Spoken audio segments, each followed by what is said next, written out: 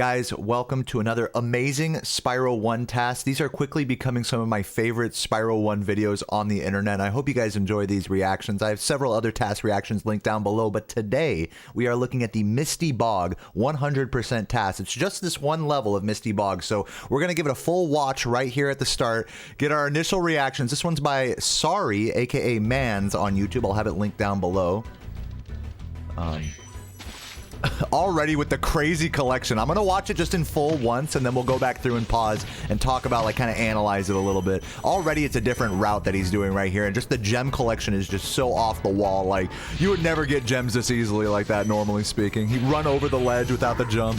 Super cool. And again, all of these routes he's doing here are just like completely like the opposite of what I would do in a normal run. Really cool. I didn't even know you could make that jump right there. I might try incorporating that in normal runs. We'll see if the cycles make sense for it, which likely they won't, because I'm a slow-ass bitch compared to this. Once again, this is a tool-assisted speedrun, so that means he went frame by frame in, like, BizHawk and really adjusted the input so that it was, like, literally frame perfect, which is why... Oh, by the way, the turnaround there, that's a frame perfect flame right there to do that. He got partially eaten and then flamed his way out. Frame perfect. Which, you know, frame perfect in this game, that's like, you know, 30 frames a second. It's not as impressive as other games, but man, you know what is impressive is these flame charges. Like, good lord. It's beautiful. It's truly beautiful. A thing of beauty. This route right here in this area actually is pretty normal to what we do in runs. At least just for that little section. The magic stairs right there. Actually, climbing up those stairs, like, you know, holding X and square is actually easier than it looks with that particular set of stairs. Still not exactly optimal for my taste in runs, but... the way he does it here is obviously optimal. He does my strat here, which I love.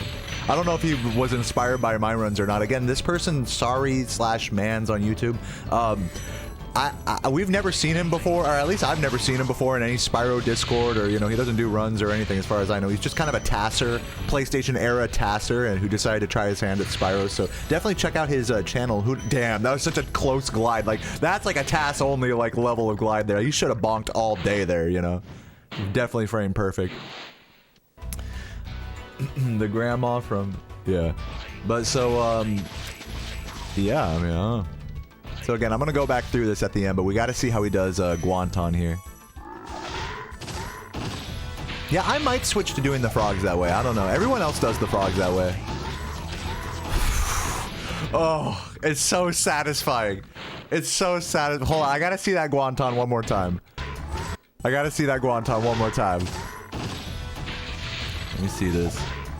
Because it makes sense to hit the guy on the right first. Because, like, with every other, like, safer route we do, we, like, turn around and go all the way back to the entrance to hit that guy. So, it makes sense doing it this way. It's just really risky, is the reason why we don't. Okay, so let's go section by section here and talk about what can and can't be introduced into a normal run, by my opinion. So that right there with the blue collection, what I'll normally do is I'll fully touch the blue gems that are right here under the camera. I'll fully touch those because it is easy to miss them if you're trying to go this quick. Though I do think there is some validity to actually stretching that movement a little bit more.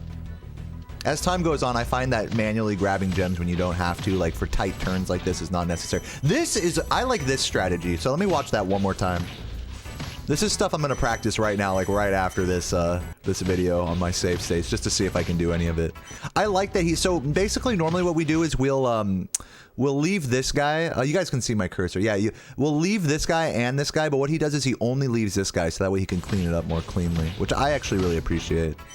This looks viable for sure. I mean, the way he cleaned up right at the very end was very extreme, and obviously running over like this. Now this route for this area here is also different. It might not be a bad, honestly, I don't mind it. I think I could do this as well. That area right there. So just those two sections there I'll work on. Maybe this jump as well. I genuinely appreciate all the rerouting here. I'm surprised people haven't thought to try any of this stuff. This is why it's nice to have like a fresh set of eyes on the route for a level. Now all this, from what I remember just watching it a second ago, besides that, is pretty normal. That is so cool though, right? Like, you frame perfectly as he eats you and then it turns you around. Very sweet. Going to the right there, and that actually might make more sense to manipulate the pig's AI to the right here. Normally what I'll do is I'll run straight and hope that these two frogs run into the middle. But even when you do that, you get body blocked like crazy from the remaining gems right here where the metal guy is. So it's like, it might make more sense to curve to the right, and then that way you can do a safe... This seems like, to be honest, like a little safer, to be honest with you. This is normal. This is all normal. This is what I do. No one goes for that flame charge there, surprisingly. Not on the boxes, but on the boars. It's not as scary as it looks. I probably won't be going for those magic stairs. And again, you know, to make a task, you know, he's doing this on emulator, so he is losing time on the dragons and level loads and stuff. But even with that, someone mentioned in the Spyro Discord that this one level is 18 seconds faster than the Community Gold. Which, by the way, I reacted to the entire Community Gold playlist in my last video. You can check it out my channel down below. If you're not subbed, what the hell are you doing, man? Subscribe. This is all pretty normal here at this point.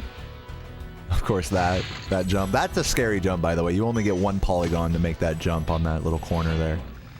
And I'll just go ahead and skip forward a little bit because this is all pretty standard here. But this Guanton now here I want to talk about. I might incorporate the left to, because normally what I'll do is I'll hit these two guys first and then curve it back around, which is obviously slower.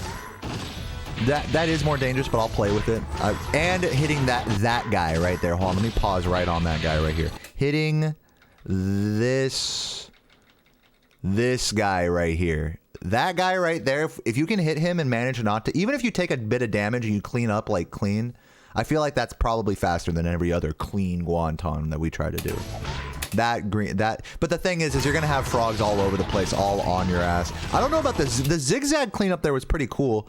What I was thinking more like was probably gonna be doing this and then just going like just clockwise here. But I appreciate that he did a zigzag. I'll have to experiment with that as well. And then that's it pretty much. You know, he just finishes the level normally. He does a lot of jump charge in there. Just really optimizing the frames on it. Normally you just go and just jump charge the last two, but very nice.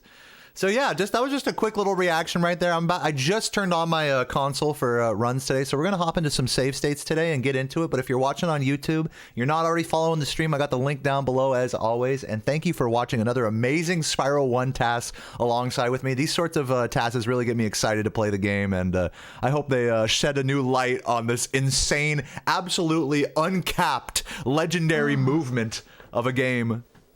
Of a TAS, you know, I hope to see more TASs from this guy. Sorry, man. I think he did a terrace one in the past, so he might be working on more. But either way, I'm Dayoman. Thank you for watching, and chuggers in the chat.